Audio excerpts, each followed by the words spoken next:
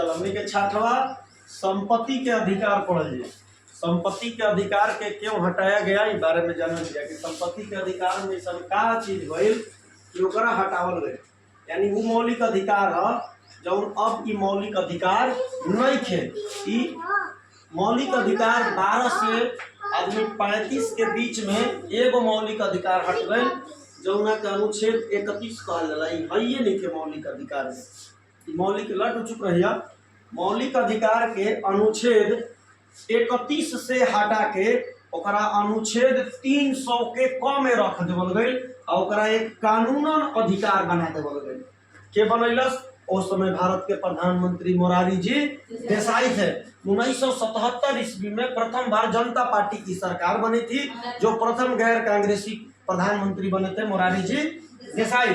44वां संविधान संशोधन 1978 ईस्वी में संपत्ति के अधिकार को, संपत्ति के अधिकार अनुच्छेद 31 में भी बा, अनुच्छेद 19 के 8 में भी रहे।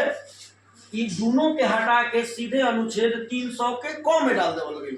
काहे डाल देवल गई? संपत्ति के अधिकार के कि सबसे बेसी में दिक्कत भइल संपत्ति के अधिकार के मौलिक अधिकार में हटावे खातिर कि जगह जमीन कहीं भी एयरपोर्ट बनावे के रहता, कहीं भी हवाई जहाज बनावे के रहता, हवाई जहाज के मतलब एयरपोर्ट या रेलवे खातिर पटरी बिछावे के रहता, कोई भी एक देश के विकास करे खातिर जमीन पर कोनो ना कोनो चीज बनावे खातिर ओकरा जमीन चाहिए। जमीन जो भी बा एक पर्सनल आदमी के बा, ओकर अपन संपत्ति बा। उस संपत्ति के अधिकार के तहत कोई सरकार के अपन जमीने ना देते रहे। तब सरकार सोचे कि का ये देश के तो ऐसे ही विकास ना हुई। जब कोनो काम करे जा तब संपत्ति देवे खातिर कोनो तैयार नहीं कर सकत, अपन खेत देवे खातिर तैयार नहीं कर सकत। तब सरकार के सब काम खातिर का भइल दिक्कत पैदा भइल। तो ओकरा में का कहल गई कि तुम्हारा मौलिक अधिकार नहीं रहेगा। अगर ना हटावल रहित तो कोई भी व्यक्ति हाईवे पास होता, देखबे तो अभी हमनी ओरे पास होता ना हाईवे नया, तब तो कोई जमीने ना दी, ना जमीन दी तो कोई पार हुई, हाईवे पारे ना हुई तो कामे कोनो ना हुई। जेकरा चलते ओकरा हटा देवल संपत्ति के अधिकार के। अब तू सरकार के पास संपत्ति के अधिकार, मौलिक अधिकार कोई भी व्यक्ति के पास ना रहल, जेकरा चलते अब सरकार के कोनो काम करे खातिर यदि ओकरा जमीन चाहिए तो चुपचाप फटाक मनी ले ली।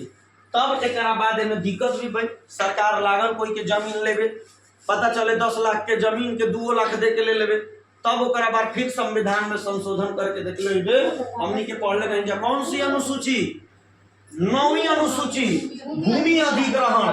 भूमि अधिग्रहण के तहत उस सरकार आदेश दिलस कि तू जनता के जमीन तो ओकर ले लेबे, काहे कि मौलिक अधिकार से तो संपत्ति के अधिकार हटा देले, अब तो ओकर जमीन तू ले लेबे, लेकिन ओकर मौजूदा रेट बा जमन एरिया में चलत ओसे ज्यादा पैसा देके उ जमीन के लेबो। ई ना कि जमीन के दाम तू कुछ और देबो आ ले लेबो, ई बाद में नियम आई। तो कोई पूछी कि संपत्ति के अधिकार को मौलिक अधिकार से क्यों हटाया गया? क्योंकि संपत्ति के अधिकार में रहने पर मौलिक अधिकार में कोई भी सरकार का काम काज करने में कठिनाइयां होती थी, इसीलिए उसे सरकार ने मौलिक अधिकार से हटाकर उसे कानूनन अधिकार में डाल दिया गया। किस अनुच्छेद में है? अनुच्छेद 300 के क में है। किस संविधान संशोधन? 44वां संविधान संशोधन। किसके शासनकाल में? मोरारी जी देसाई के शासनकाल में। जल्दी उतारो, तुरंत अनुच्छेद 32 बताओ तभी।